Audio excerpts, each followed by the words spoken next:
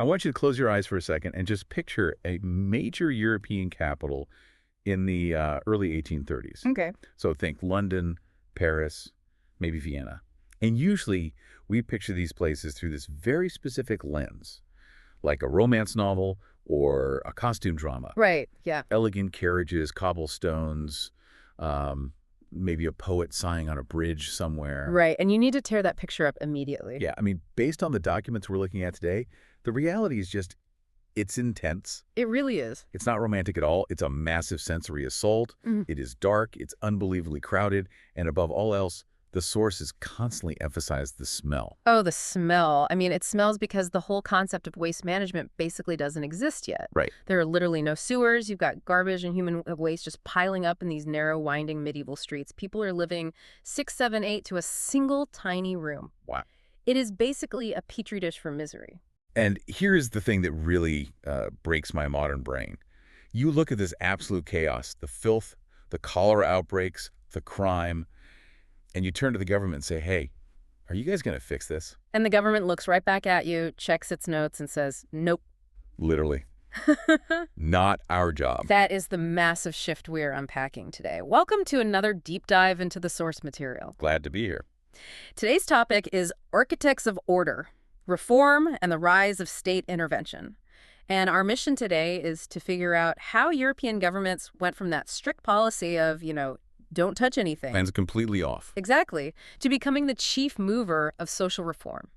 Intervening in literally everything from the width of the streets to the minds of children. It is a massive transformation. It is. And for our sources today, we're pulling from the analysis in AP European History Topic 6.9. So we've got public health reports, urban planning manifestos, and educational reform documents. It's really the story of how the 19th century invented the modern state. But we aren't just going to sit here and list off the laws they passed. We need to look at the underlying strategy. Why? Exactly. Because when you actually dig into these sources, you start to realize this wasn't just about cleaning up the streets out of the goodness of their hearts. Right. It was about survival, control, and a very specific kind of political calculus. Okay, so let's start with that baseline, that not our job attitude. To me, sitting here today, that sounds like pure negligence. But the sources suggest it was actually a deliberate philosophy, right? Oh, absolutely. It was an operating system. We know it as laissez-faire. Hands off, let it be. Let it be, right? Okay. But it goes deeper than just letting the market decide.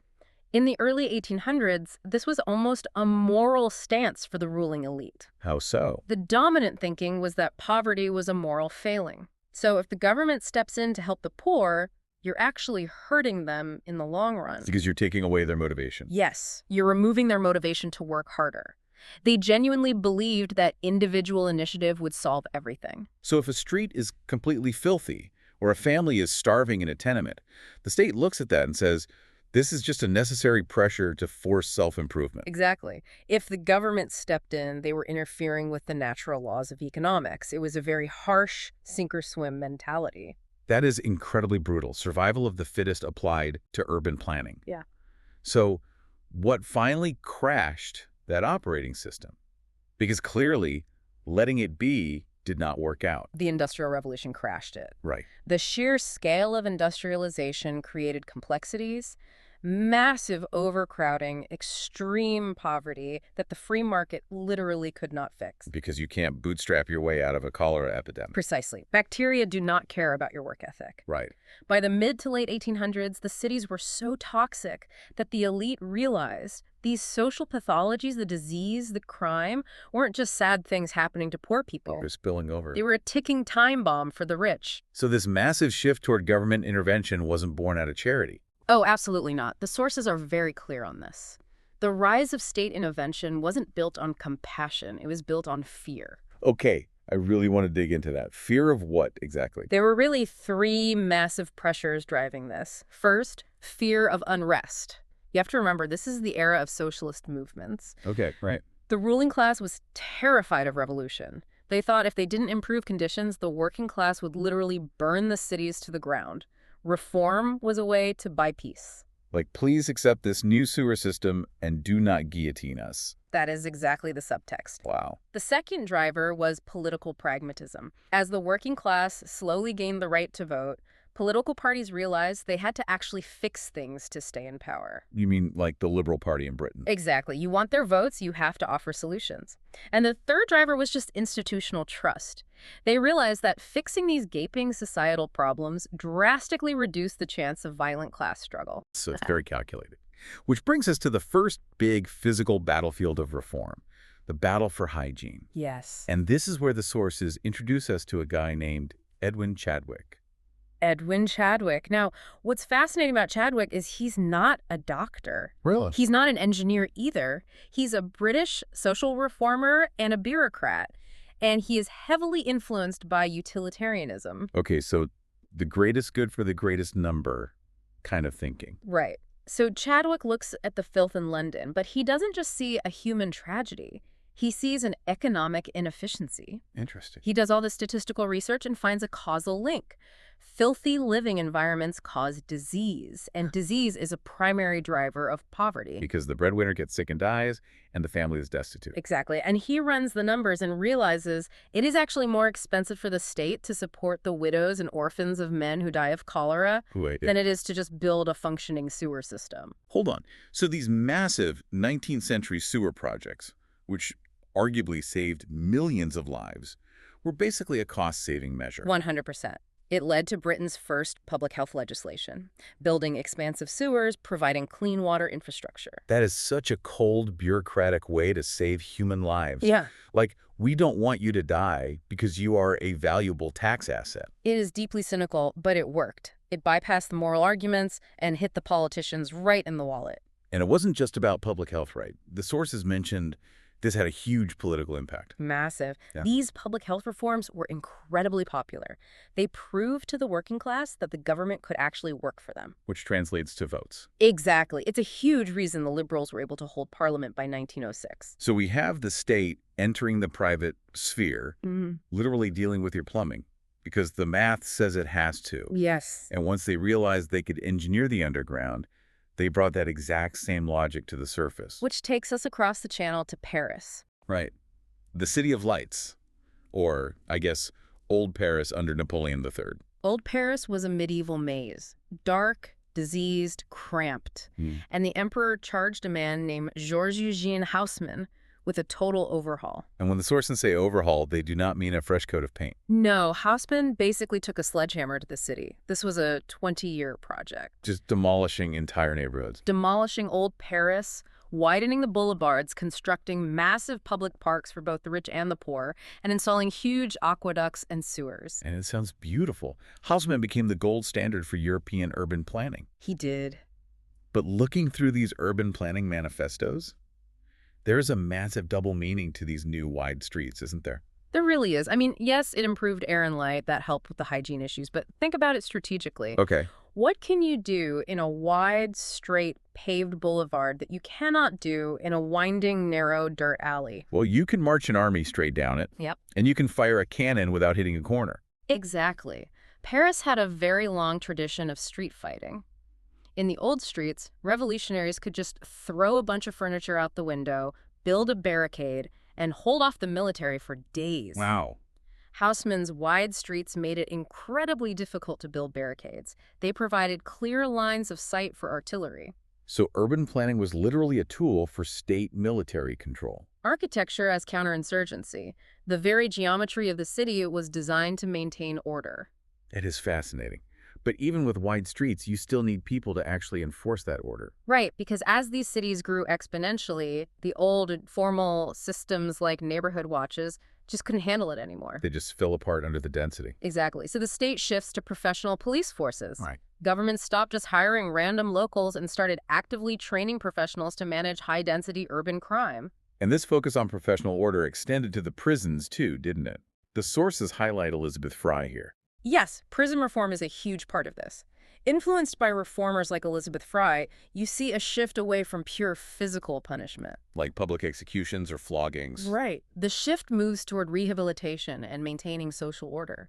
They start doing things we consider standard, now segregating inmates by gender, providing basic education, and offering employment opportunities inside the prisons. Moving from just punishing the body to trying to mold the person. Precisely. trying to turn them into orderly citizens. Which is the perfect bridge to the ultimate tool for molding citizens: compulsory education. Oh, this is the holy grail of state intervention. This statistic in the sources blew my mind. Between 1870 and 1914, most European governments made school mandatory for kids aged 6 to 12. Think about what a massive leap that is. The state stepping in and claiming those hours of a child's life. Right. And I have to ask, based on everything we've talked about with the sewers and the streets, Right. was this just out of the goodness of their hearts? Did they just want everyone to read poetry? You already know the answer to that.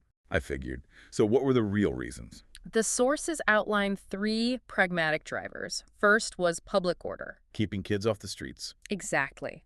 Child labor laws were finally passing, which meant kids couldn't work in the factories as much. So suddenly you have thousands of children running around the cities with no jobs. A recipe for trouble. Schools kept them off the streets. It was basically state-sponsored containment. Okay, that makes sense. What was the second reason? Nationalism. Schools were prime environments to engender nationalism. Oh, interesting. By standardizing the language and teaching a standardized, glorified version of national history, the state could manufacture loyal patriots. So taking a kid from a distinct region with its own dialect and teaching them, no, you are French or you are German. Exactly, creating a unified national identity. And the third reason was pure economics. Because of the Second Industrial Revolution. Right. The machinery was getting much more complex. We're talking chemicals, electricity. The economy needed workers who could read a manual and do technical math. So it's an investment in human capital. But the state wanted very specific kinds of minds, right? Which brings us to a really surprising detail in the sources: the origin of the kindergarten. Yes. Friedrich Froebel and the German kindergarten movement. It sounds so incredibly wholesome. The sources describe him using geometric blocks and structured play for early childhood development. It was very innovative. But the wild thing is, the documents show that after the revolutions in 1848, the government actually shut them down.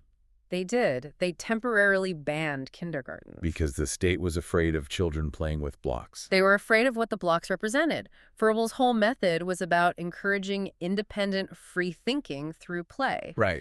And the conservative authorities looked at that after 1848 and thought, wait, independent thinking leads to questioning authority. And questioning authority leads to barricades in the streets. Exactly. Now, the idea of state involvement in early childhood was too powerful, and the concept of kindergarten eventually spread all across Europe anyway. But it perfectly highlights the tension.